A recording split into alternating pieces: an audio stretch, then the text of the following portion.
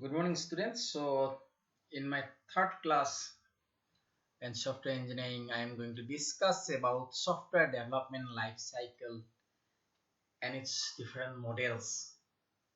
So, first, we should understand the term that means software development life cycle. So, in shortcut, SDLC. So, SDLC means software development life cycle. So the software development life cycle is used to facilitate the development of a large software product in a systematic, well-defined and cost-effective way. So an information system goes through a series of steps from conception to implementations. So this process is called software development life cycle. So if we go details, then we see software development life cycle (SDLC) is a well-defined structured sequence of stages in software engineering to develop the intended software product. So, and it's if we see the activities of SDLC.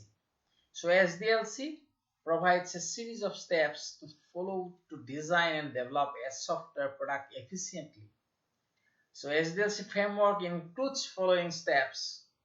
So we must remember these steps. So first come communications, then requirement gathering, then feasibility study, then system analysis, then software design, then coding, then testing, then integration, then implementations. After that, operations and maintenance, and finally disposition. So these steps we need for developing a good software product. So what do we mean by communications?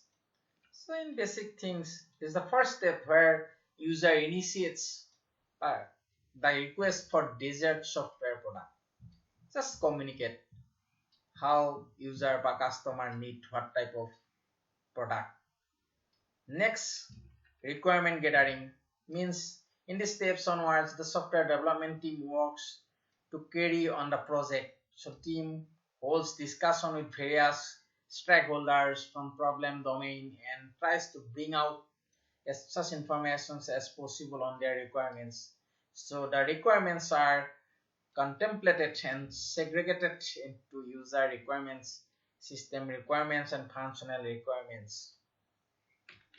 So, uh, so we need studying the existing or obsolete system and software and conducting interviews of users and developers, then referring to the database and collecting answers from the questionnaires, etc. etc. Next step is feasibility study. So after requirement gatherings, then team comes up with a rough plan of software process. At this step, the team analyzes if a software can be designed to fulfill all requirements of the user or customer, and if there is any possibility of software being no more useful, and it is also analyzed if the project is financially, practically, and technologically feasible for the organizations to take up. So feasibility study is important steps. There are many algorithms available which helps the developer to conclude the feasibility of the software project. Next step we see system analysis. So at this step the developer decides a roadmap of their plan and try to bring up the best software model suitable for the project.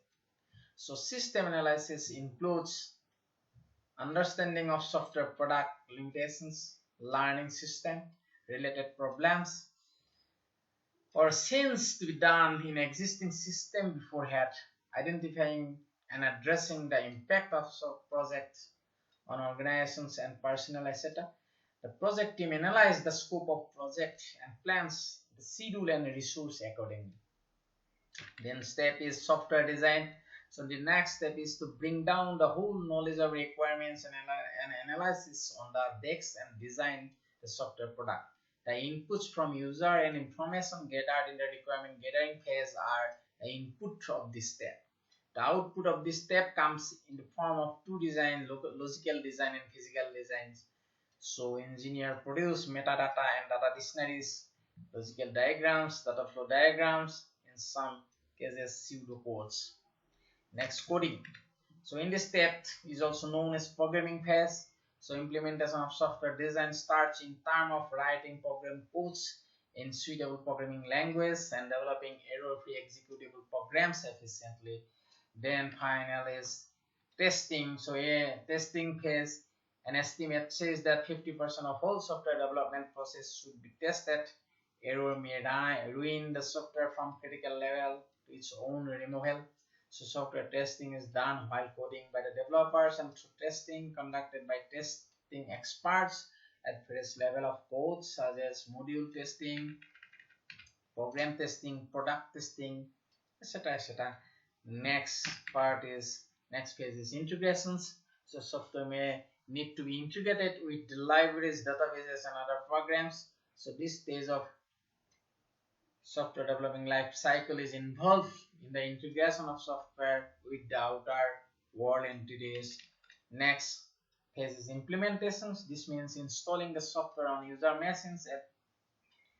At this time, software needs post-installations, configurations at user end, and software is tested for portability and adaptability, and integrations related issues are solved during implementations.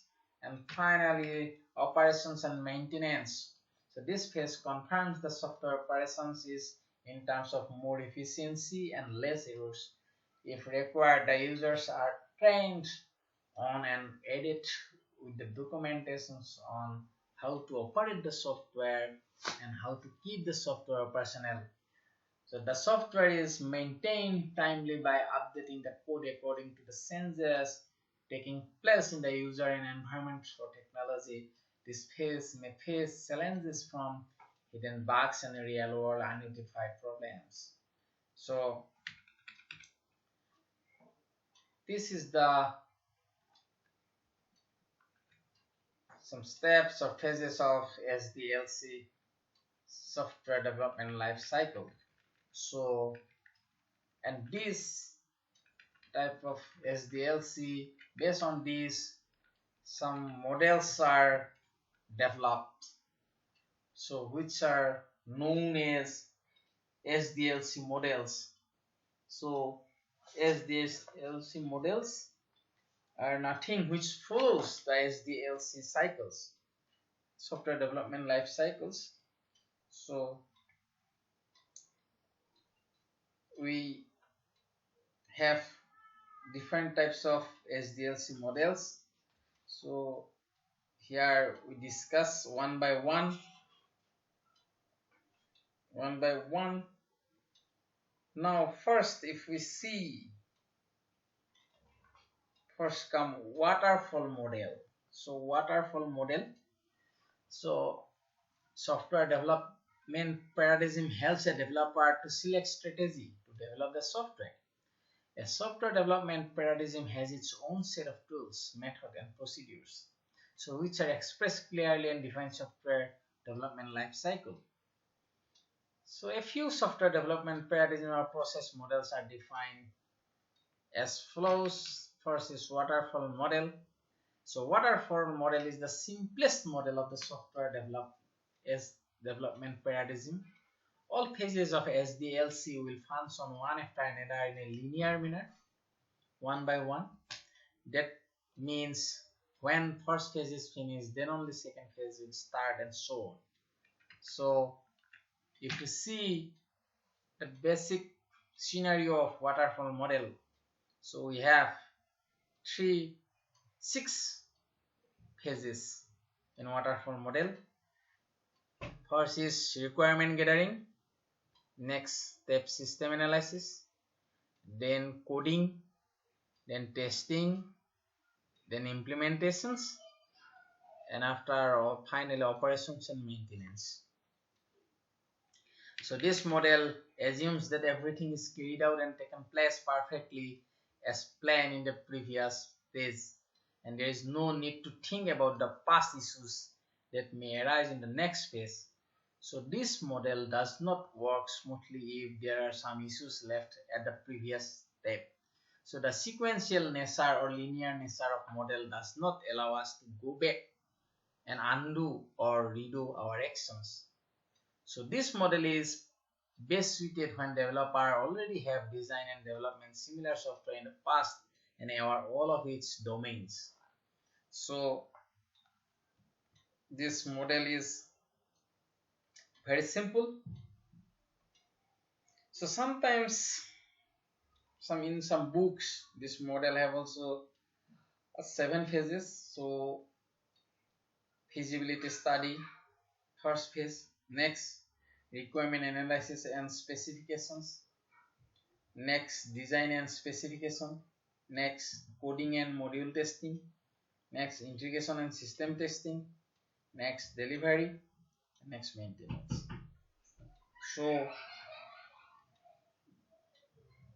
these are all phases and it process one by one, and that is why it is very simple model. So if we see the advantage and disadvantage of waterfall model, then advantages of waterfall models, first one is it is a linear model, second is it is a segmental model, third is it is systematic and sequential, fourth it is very simple one, fifth it has a proper documentation. And if we see the disadvantage of waterfall model, then it is difficult. First disadvantage is it is difficult to define all the requirements at the beginning of the project. It is very tough task. Number two, this model is not suitable for accommodating any sense. If we need any sense in some steps, then it is not suitable. Next disadvantage is it involves heavy documentations. Next, another disadvantage is it does not scale up well to large project. It is applicable on a small project. So another disadvantage is we cannot go in the backward direction while Sdlc performs. So it is always forward directions. That is why it is not good for large software product. And another disadvantage is there is no risk analysis here. So other disadvantage is if there is any mistake or error in any phase, then we cannot make good software. This is also disadvantages. So in this way we have this waterfall models. Next, come to iterative model. Next is iterative model. So iterative model, this model leads the software development process in iterations. Iterations means looping. So it projects the process of development in cycle manner, repeating every step after every cycle of Sdlc process. So if we see iterations, then testing, verifying, if we see this coding, testing, verify, design, first design, then coding, then testing, then verify, then again design, coding. So these are repeatedly. So suppose n minus n plus 1 iterations, so it is n minus 1 iterations, then iteration n, n plus 1 iteration. Though the software is first developed on very small scale and all these steps are followed which taken into considerations in iteration models. Then on every next iteration more features and modules are designed, coded, tested and added to the software. Then every cycle produces a software which is complete in itself and has more features and capabilities than that of previous one. So after each iterations, the management team can do work on risk management and prepare for the next iteration, because a cycle includes small portion of whole software process. So it is very easier to manage and development process, but it consumes more resources in iteration model.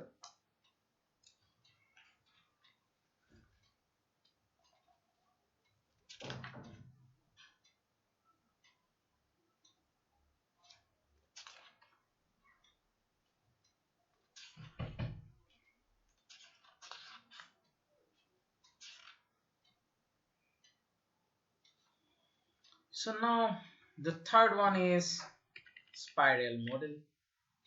So it is important one. So spiral model. A spiral model was originally proposed by Boehm in an evolutionary software model which couples the iterative nature of prototyping with the control and systematic aspect of linear segment model. So the spiral model is a combination of both iterative models and one of Sdlc model. So it can be seen if we choose Sdlc model combined with cycle process iterative model. So the scenario of spiral model, we have actually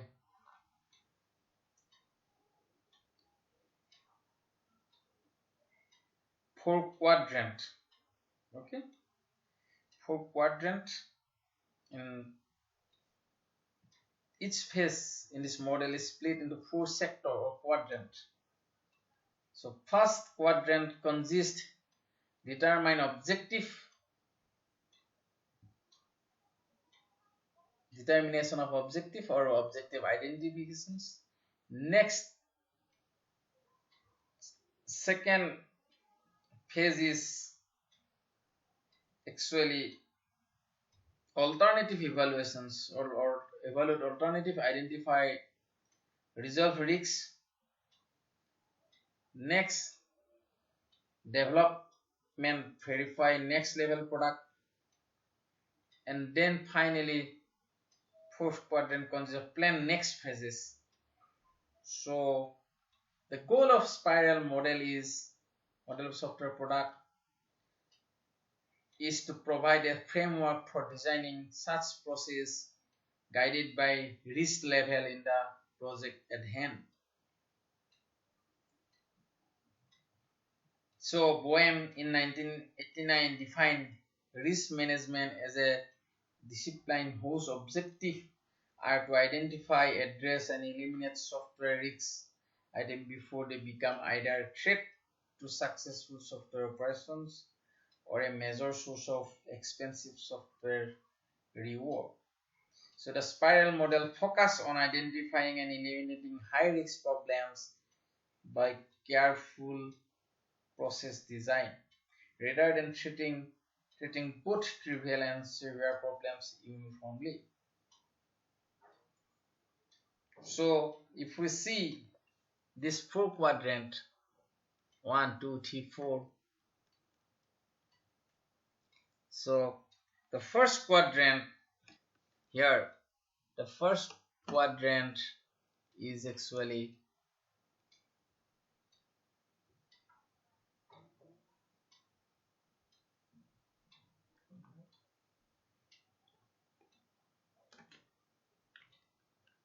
first quadrant identifies the objective.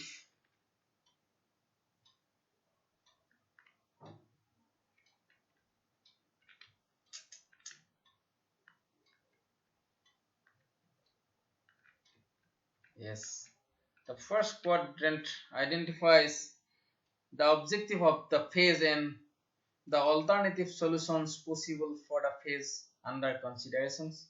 So the next this is second phase, second quadrant, we evaluate different alternative based on objective and constraint. The evaluation of is based on risk perception of the project. So third quadrant is the next step that emphasizes development of strategies. So this is which resolve the uncertainties and risks. And the last fourth quadrant we determine the objective that should be fulfilled in the next cycle of our software development in order to build the complete system. So finally, the spiral model is one of the important models. So if we see the limitation of spiral model, so number one, no risks, no strict standard for software development. Number two, no particular beginning or end of particular phase. Then advantage of spiral model is number one, it is risk driven model. So risk is included here. Number two, it is very flexible. Number three, less documentation is needed here. Number four, it uses prototyping concept. So disadvantages of spiral model is the spiral model has some disadvantages which that need to resolve before it can be universally applied life cycle model. So the disadvantage includes lack of explicit process guidance in determining objective, constraint alternatives, relying on risk assessment, expertise, and providing more flexibility than required for many applications. So this is another problem. So now come to the fourth model, which is prototyping model. So prototyping model, if we see model, we need not this. So prototyping model is another important concept of Sdlc cycle model. So if we see prototyping model here,